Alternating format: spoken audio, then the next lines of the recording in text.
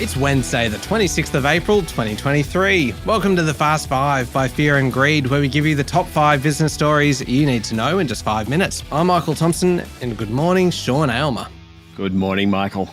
Sean, 5 stories in 5 minutes. Story number 1, today's a big day. The release of March quarter inflation figures today are set to determine whether the Reserve Bank lifts interest rates again when it meets next week, just as the housing market shows a few signs of life. Yes, the Australian Bureau of Statistics Consumer Price Index for the March quarter is due for release at 11:30am this morning. It'll tell us whether inflation's heading south and, more importantly, whether underlying inflation, which takes out all the volatile items, remains sticky. Now, a Reuters poll suggests that annual headline inflation will fall, but underlying inflation won't drop by very much. If the data comes in stronger than expected, the Aussie dollar is likely to rise and the share market is set to fall because it will indicate another rate rise in coming months and perhaps more. But if the number's weaker, then the opposite will happen, all things being equal, and hopefully we won't get another rate rise. So what's the magic number then, Sean? What will ensure a rise in rates next week? There isn't really a number, but if underlying inflation comes in lower than expected, then the Reserve Bank has reason to remain on hold. In the minutes of this month's board meeting, Governor Philip Lowe made it clear the bias remains towards lifting rates. Another 25 basis point hike would push the cash rate to 3.85%. That's a new 10-year high. You're probably paying high 6s, low 7s on your home loan. Mind you, bond markets priced in only a 35% chance of a rate hike. Last month, it was the bond traders that proved correct. We'll see how that goes. All right, on to story number 2 now. And tradies and people with postgraduate degrees, Sean, are the most satisfied with their jobs at the age of 25 and also earn the most money, according to new research. Nearly half of all 25-year-olds now hold a bachelor's degree, but they're less likely to be in full-time employment, have lower annual earnings and are less fulfilled in their career than their peers who did a trade apprenticeship or went on to do a master's degree, according to the study, which was first reported in the Financial Review. The study of 3,000 people over a 10-year period to the age of 25 tracked their post-school education pathways. The AI Group's Centre for Education and Trading conducted the analysis. It shows that mass tertiary education and university degrees don't necessarily translate to job satisfaction. In fact, since 2009, the proportion of young people with a degree has increased from 29% to 48%. Only 10% of younger Australians now do an apprenticeship. Sean, story number 3, this is a bit of good news. Australians will soon be able to renew their passports online through MyGov as the government pushes to enable stat decs and deeds to be executed digitally. I agree. It is good news. Allowing documents to be in electronic form and to be executed using e-signatures is expected to save businesses and individuals about $400 million a year, according to modelling by Accenture. According to a report in the Financial Review, more than 4.5 million deeds and 3.8 million stat decks are completed in Australia each year by small and medium companies and consumers.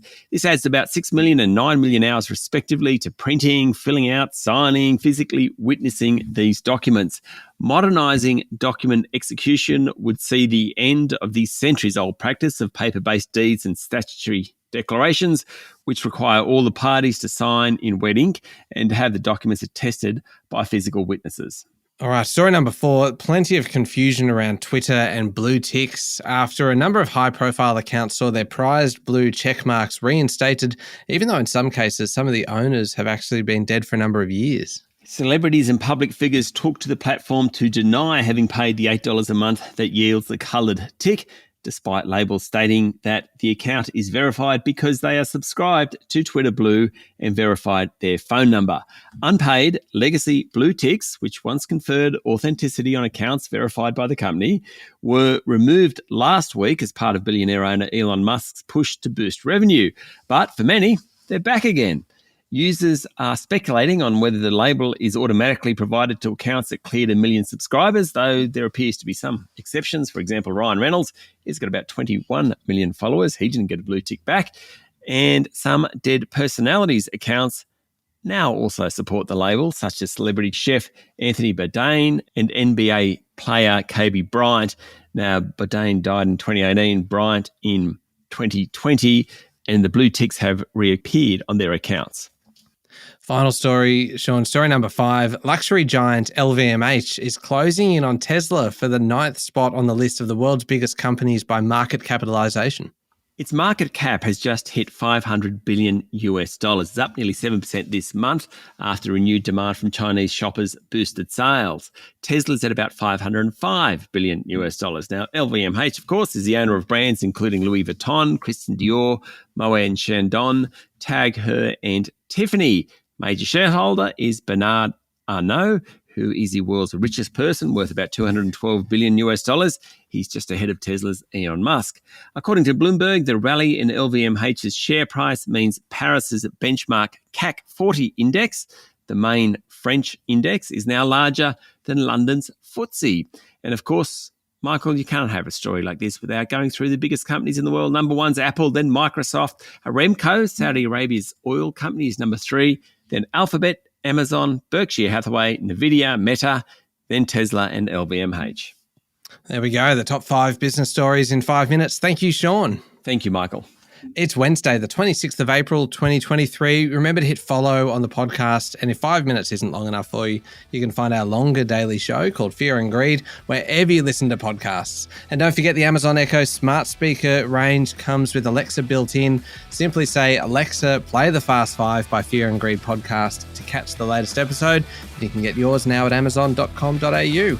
I'm Michael Thompson, and that was the Fast 5 by Fear and Greed. Have a great day.